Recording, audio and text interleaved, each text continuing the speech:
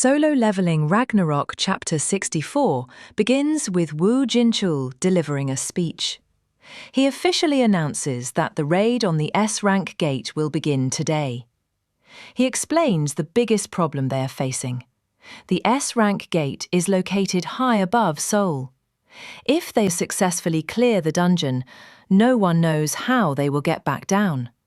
There is no guarantee of what will happen to them after the dungeon is cleared. Chairman Woo Jinchul then explains their plan. The hunters will board an aircraft to enter the gate, wipe out all the monsters within a single day, and immediately withdraw. This is considered the safest method.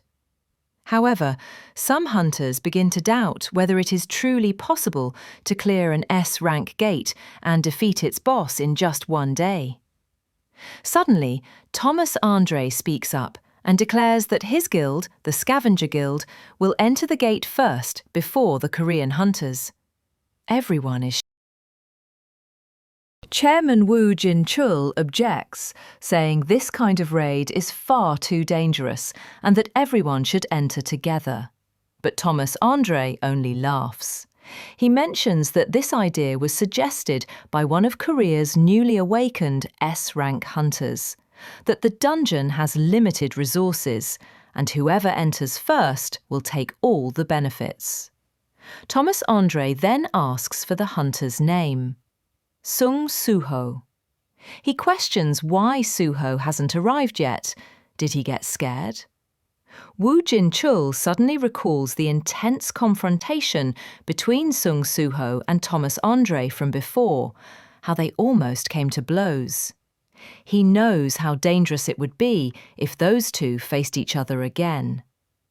Standing beside Thomas Andre, Park Do-jin answers that Sung Suho is currently on another raid. Thomas Andre turns his attention to Park Do-jin and asks who he is. Park Do-jin introduces himself. Thomas Andre recognizes him as the other S-rank hunter who awakened around the same time as Sung Suho. The two shake hands. Thomas Andre praises Park Do-jin's potential and offers to recruit him into the Scavenger Guild, promising better pay than his current guild. Park Do-jin replies that he will think about it. Behind them, Lim Tae-gyu watches in silence, clearly displeased with the recruitment attempt. Then Thomas Andre suddenly pulls out a coin and suggests a coin toss. If it lands on heads, the Scavenger Guild enters the S-rank gate first. If it lands on tails, the Korean Association goes first. The coin is flipped into the air as everyone watches in silence. Park Do-jin is shown smiling. The scene then shifts to Asha. She says she heard that Park Do-jin will be participating in the S-rank gate raid, and she is clearly not pleased. She tells him to stop spying on her using Asha simply smiles and reveals that while monitoring Sung Suho, she discovered he barely sleeps because he has been training intensely to defeat Thomas Andre. She adds that he doesn't even notice their presence. Then she teases Park Do-jin, aren't they on the same raid as Sung Suho? What does it feel like to work alongside him? Why not just attack him from behind? Park Do-jin coldly replies that he doesn't understand her thinking, but he will never do that. Asha then reveals that they are the ones who created the S-rank gate, and that they will be going there as well. Suddenly, two of her companions appear, shocking Park Do-jin. Asha introduces Pia as the one who created the S-rank gate. Pia has the ability to generate dungeon gates, but her power is still incomplete. Growing serious, Do-jin asks if that means Pia is also capable of opening pathways to other worlds. Asha replies that she cannot. Not even the monarchs have that. Asha warns him that if he dares to harm Pia, she will tell Sung Suho everything. Park Do-jin calmly replies that he has no interest in Pia.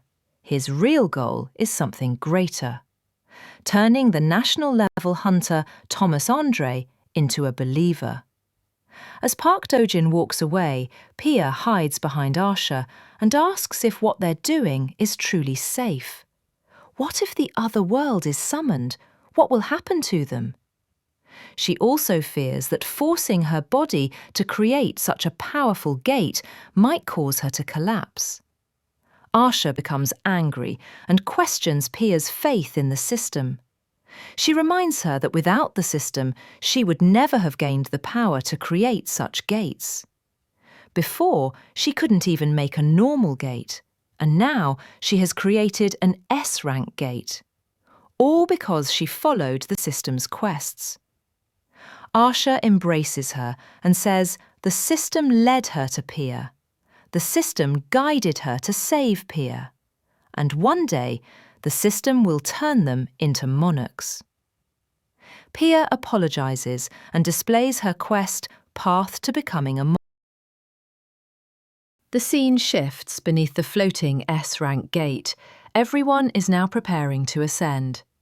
While Thomas Andre and Laura are talking, Thomas says that when an S-rank gate appears for the first time, it brings more than just money and power. In times of crisis, it also demands a hero. Laura asks if he plans to become that hero. Thomas Andre smirks and replies, "Why not, as long as the reward is good?"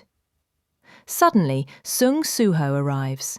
Thomas Andre smiles and tells him that the Scavenger Guild will be entering the dungeon first. Suho calmly replies that he should just think of it as a match between them. As Sung Suho walks away, Thomas Andre asks Laura how many days it has been since they last saw Suho at the Hunter Association. She answers, 3 days. Thomas Andre mutters that he's not sure if it's just his imagination, but Sung Suho seems like a completely different person now. The S-rank gate looms overhead. Choi Jong-in asks Suho if he really thinks they won't lose.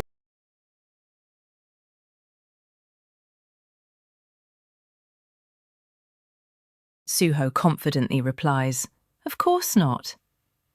We then see Sung Suho, Thomas Andre, Park Do-jin, along with the Un-sok, Park Do-jin's new S-rank hunter star fragment, and Arsha's insect, continues to secretly monitor Suho. The aircraft begins moving toward the S-rank gate. The S-rank raid has officially begun. Suddenly, the scene cuts to a freezing, desolate landscape.